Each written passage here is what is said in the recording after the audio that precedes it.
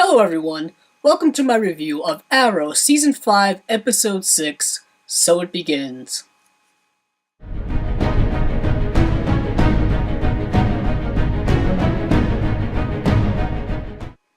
Before I go any further, I just want to say that there will be spoilers in this review. In this episode, we get our first direct interactions between Prometheus and Team Arrow. And Prometheus in this episode starts to play games with Oliver Queen, starting to play a lot of mind games. He's also doing a lot of stuff to kind of ruffle feathers within Team Arrow. Whether that's purposely done or just an extra effect of what he's doing is very interesting. So what we learn in this episode is that Prometheus really has absolutely no caution when it comes to killing innocent people. He seems to have absolutely no remorse, no question, no mercy, nothing when it comes to murdering innocent people. And in this episode, he does it very specifically because he is picking people. If you move the names around, you get the names of people that were in Oliver Queen's kind of hit list book from Season 1. As if the show wasn't already echoing the sentiments from the first season, you get a direct connection here. And you begin to wonder, who could possibly know about this book? There's only a select few people that do know about it, and most of them are within Team Arrow. And this episode directly suggests Quentin Lance, because as we see Quentin Lance right now, he is having a very difficult time when it comes to his alcoholism. He is trying very hard to try to stay straight, but as we come to find out, he's not going to meetings, he's not flat out quitting drinking, he is getting blacked out drunk at times, he is missing a lot of his responsibilities as deputy mayor. So the episode really suggests that he is Prometheus, and that leads to a lot of questions for me, and I'm sure a lot of other viewers. Haven't we already seen something like this before, when one of the members gets hypnotized, drugged,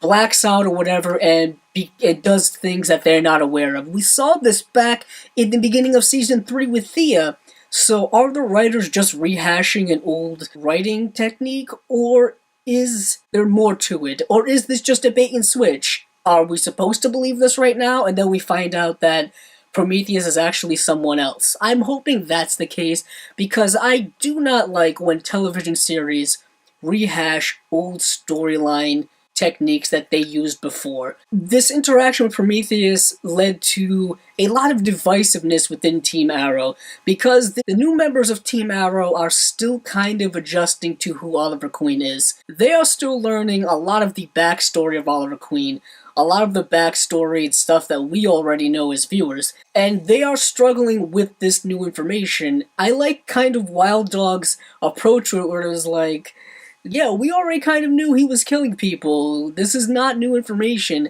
But I think the overall fear with the young team is that, what else isn't he telling us? Will we be able to trust him in the future? And trust is still a big thing and a big theme that's going on this season. Constantly, characters are struggling with trusting one another, and that is very important when you are assembling a team like Team Arrow. You need a lot of trust, and I think Oliver once again is struggling with that, as well as the team. And the inclusion of Diggle back with the team, I think, is making him trust the younger people a little less, because he already has had a lot of problems when it comes to them, specifically with Wild Dog being captured and stuff like that.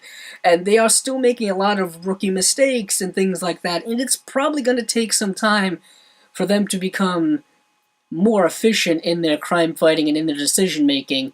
And I'm hoping that progresses as the season goes along. I'm not sure how I'm feeling with the whole Felicity and her new boyfriend thing. They've only really delved into it very, very little, some scenes here and there, but in this episode we get a kind of huge jump forward in terms of that plotline, where she actually tells him that she is working with Green Arrow, and his reaction to it is very interesting. He doesn't freak out, he doesn't have the usual reaction that we come to expect when certain things are revealed.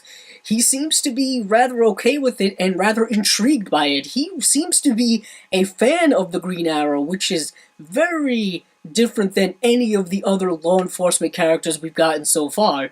We also got a little bit more between Quentin Lance and Thea, and what we are seeing is that Quentin and Thea have a very kind of interesting relationship going on, in the sense that, like I've said in previous episode reviews, Thea is kind of becoming a surrogate daughter to him, because he really does need someone in his life to kind of keep him on track, or get him on track.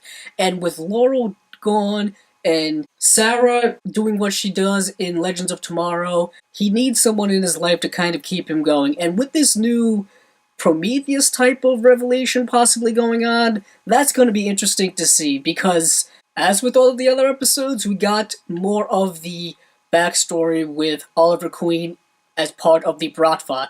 And in this episode, he does come face to face with the man he is searching for, hence why he joined the Bratva, in Konstantin Kovar, who is played by none other than Dolph Lundgren. If you are a fan of 1980s action films, if you've seen Rocky IV, you know who Dolph Lundgren is. He is kind of an action star from the 80s. And in this episode, he is a very imposing Russian villain, and he is going to give Oliver, I think, a lot of problems. I mean, he is no pushover like probably some of the other guys Oliver has probably dealt with, but it's going to be interesting to see where that goes, because as we saw in this episode, Oliver is in quite the predicament being captured by Kovar.